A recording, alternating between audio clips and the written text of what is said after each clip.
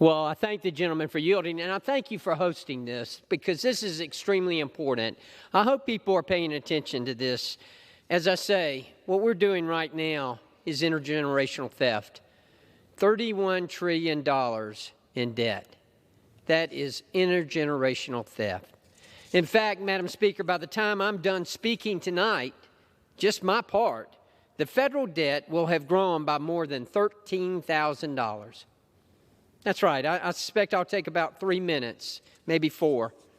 But during that time, the federal debt will have grown by $13,000. We learned last week that August's annual inflation rate was a staggering 8.3%. By we, of course, I mean everyone except Joe Biden, who boasted on 60 Minutes last night that inflation has not spiked. If the worst inflation numbers in 40 years isn't a spike, I don't know what is. Unfortunately for Mr. Biden, the numbers don't lie. That 8.3% inflation is costing families well over $4,000 this year alone, essentially wiping out 1 month's paycheck. I don't know a single family that can afford that kind of sacrifice. Worse, real wages have fallen every single month since President Biden's $1.9 trillion stimulus passed last year. But it's not just today's taxpayers that will feel these impacts. Generations from now, people will still be feeling the sting of Biden's inflation crisis. Over the next decade, decisions made in Biden's first 2 years will add $4.8 trillion to our federal deficit. $4.8 trillion.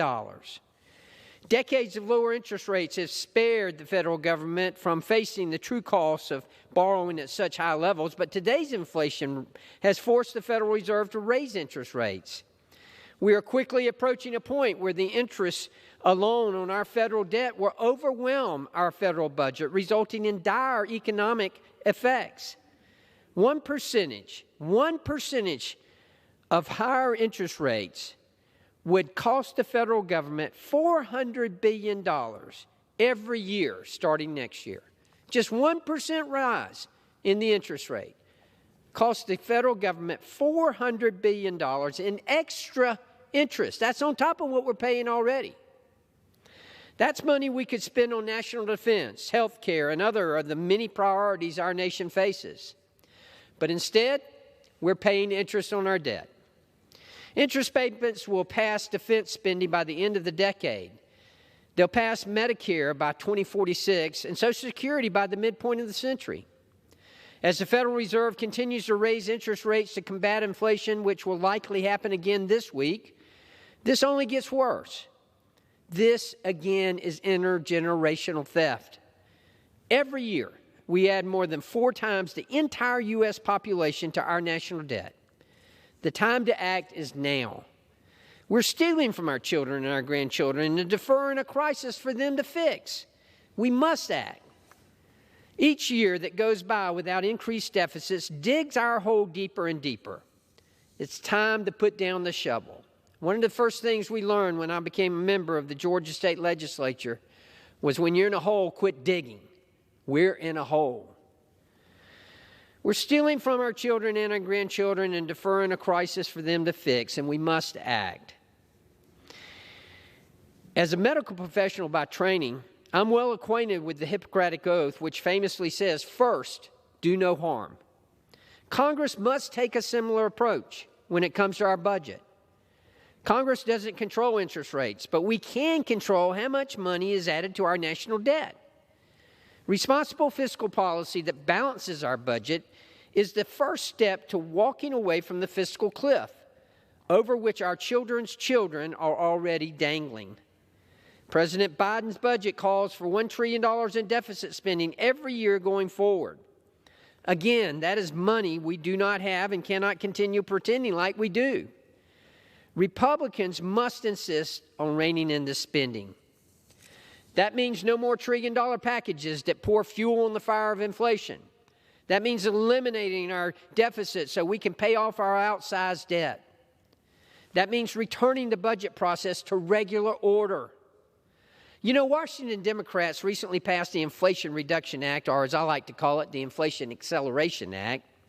Because this bill did not go through regular order, there was a grave oversight that threatens a $5.5 billion electric vehicle plant that is set for construction in my district.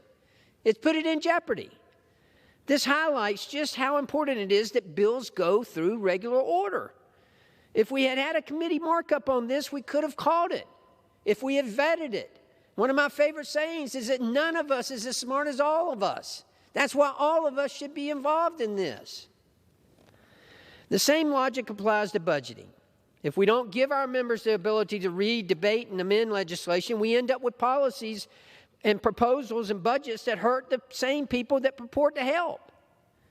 When we miss budget deadlines, we are breaking the law. In what world does it make sense for the legislative body to routinely break federal law, the laws we wrote and passed? Small business owners and families have to make a budget, and they have to stick to it.